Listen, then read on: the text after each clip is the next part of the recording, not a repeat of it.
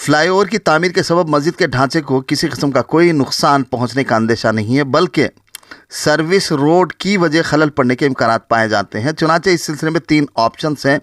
पहले ब्रिज की तामीर को ख़त्म किया जाएगा, बाद में दीगर कामों का आगाज़ किया जाएगा। इस सिलसिले में तेलंगाना स्टेट वक्फ बोर्ड के चेयरमैन सैयद अजमतुल्लाह हुसैनी ने मीडिया से बात करते हुए ये बात बताई। उन्होंने इस सिलसिले में मज़ीद तफसीलात से भी वाकिफ़ करवाया। व्यूअर्स, हमारे फेसबुक, यूट्यूब और इंस्टाग्राम पेज को लाइक, सब्सक्राइब, फॉलो, कमेंट्स और शेयर करना न भूलें, ताकि फ्रीलांस जर्नलिज्म की फलाह व बखा को यकीनी बनाया जा सके।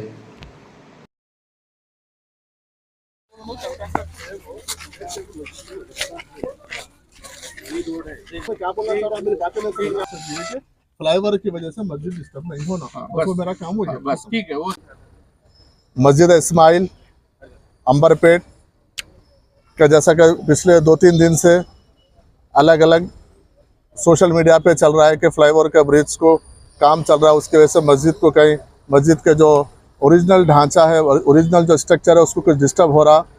बल्कि जो जिस तरीके से तो मैं आज फिज़िकली यहाँ पर कई पॉलिटिकल पार्टीज़ और सोशल ऑर्गेनाइजेशन के रिप्रेजेंटेशन उन लोगों से सुनने के बाद आज मैं खुद यहाँ पे फिजिकल आया और आके जो मस्जिद के निगरानकार हैं मुतवल्ली 2-3 लोग जो है उसके उन लोग से भी मैं बातचीत किया हूँ। उसमें एक कोर्ट का डायरेक्शन भी है कि मस्जिद के जो मेन फ्लाईओवर है, मस्जिद के मेन फ्लाईओवर, ये मेन रोड का जो फ्लाईओवर है, इससे मस्जिद को कहीं पर भी इससे कोई नुकसान नहीं है। यहाँ पर जो इशू आ रहा है सर्विस रोड को लेके इशू आ रहा है। सर्विस रोड जो बनना है, सर्विस रोड को यहाँ पे दूसरा कोई ऑप्शन नहीं है। या तो मस्जिद के बीच में से सर्विस रोड निकालना है, या फिर अल्टरनेट एक उसको एक टेम्पररी छोटा सा एक ब्रिज अलग से साइड में एक डालना है, या फिर इसको ये सर्विस रोड को डाइवर्ट करने के 3 ऑप्शन है। तो हम ये लोकल के यहाँ पे म्यूनसिपल के ऑफिसर से, पुलिस ऑफिसर से और हम यहाँ पे कॉन्ट्रैक्टर से हम बात की है।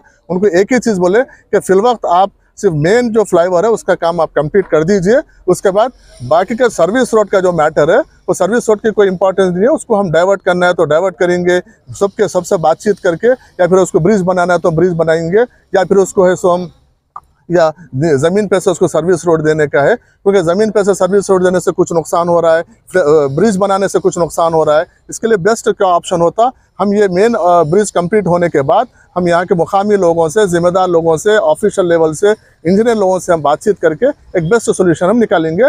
लेकिन अब जो मेन ब्रिज बन रहा है, जो लोगों के जो एक कन्फ्यूजन है, जो मेन ब्रिज बन रहा है, तो मेन ब्रिज से मस्जिद को किसी किस्म का कोई नुकसान नहीं है उसको। वो बिल्कुल वही, इसीलिए तो वही तो मैं क्लैरिटी कर रहा हूँ कि वो जो जेसीबी वगैरह है वो मेन फ्लाईओवर बनने के लिए आ रहा मस्जिद को, और ये फ्लाईओवर से कोई कंसर्न नहीं है। मस्जिद के बाद भी 20 फीट का और जगह है, 20 से 25 फीट की जगह मस्जिद को और फ्लाईओवर के बीच में है। अब यहाँ पर जो मेजर इशू आ रहा है सर्विस रोड को लेके आ रहा है। सर्विस रोड को हम आगे बात करेंगे, या इसके ऊपर बाजू से एक छोटा सा एक इंजीनियर्स का प्रपोजल है कि छोटा सा और एक ब्रिज डालेंगे, या फिर कुछ लोग बोल रहे हैं कि उसको नीचे से लेके जाएंगे। नीचे से लेके गए तो मस्जिद को एक कम से कम 10 से 15 फीट का ढांचा डिस्टर्ब करना पड़े, स्ट्रक्चर डिस्टर्ब हो गया तो हम उसके लिए हम किसी भी लेवल पे हम राजी होने वाले नहीं है। क्योंकि मस्जिद का अगर 15 फीट का स्लैब तोड़ेगा तो वो हम काबिल बर्दाश्त नहीं है, और कुछ वहाँ पे पुराने खबरें भी डिस्टर्ब होंगी। तो हम ये भी एक प्रपोजल डिस्कस किए हैं कि इसको अल्टरनेट वे अगर इसको डाइवर्ट कर दे के दूसरी जगह से लेके जाएंगे, तो उसमें अलग अलग इश्यूज है, उसमें अलग अलग लोगों की अलग अलग बातें, अपने अपनी सोच से, अपने अपने समझ से लोग बात रख रहे हैं। हम इसमें इंजीनियर से और एक्सपर्ट से और बल्दिया के आला अहदेदारों से, पुलिस के सभी लोगों से हम बात करेंगे बाद में। लेकिन अभी जो है मेन ब्रिज से मस्जिद को किसी किस्म का नुकसान नहीं है। और यहाँ पर जो खबरस्तान के जो खबरें हैं, खबरें हैं जो वो मुतवल्ली वगैरह के ख़ानदान के खबरें हैं, उसके बाजुक जो काम होगा वो काम के ऊपर यहाँ पे मुतवल्ली के ख़ानदान के लोग भी वहाँ पे निगरानी के तौर पर रहेंगे। और कॉन्ट्रैक्टर को ख़ास तौर पर हिदायत दी गई कि जहाँ पर सेंसिटिव वर्क है वहाँ पर मशीनरी यूज़ मत कीजिए, वहाँ पर मैनुअल आप यूज़ करते हुए वो काम को बगैर किसी इशू के उसको कंप्लीट करने के लिए। और वो लोग भी बल्दिया के लोग, कॉन्ट्रैक्टर और पुलिस के ऑफिसरों के सामने हमको ये वादा किए हैं कि ये जहाँ पर सेंसिटिव मैटर है वहाँ पर हम मैनुअल काम करेंगे, मैनुअल काम करके किसी किस्म का भी हम नुकसान नहीं करेंगे। इसके लिए हमारी ये बातचीत हुई है बस। सर, इस पे इसीलिए उसको मद्देनजर रखते हुए उसको मैं पहले वो सब चीज़ को रखते हुए कि एडवांस में काम शुरू होने से पहले मैं यहाँ पे आके विजिट करके गया। और मैं एक विजिट नहीं गया, मेरे साथ यहाँ पर कॉन्ट्रैक्टर की तरफ से भी है, पुलिस के ऑफिसर्स भी है, बल्दिया के ऑफिसर्स भी है। उनके सामने हम पूरे और आवाम के सामने, आप तमाम मीडिया के सामने हम सब चीज़ देखे हैं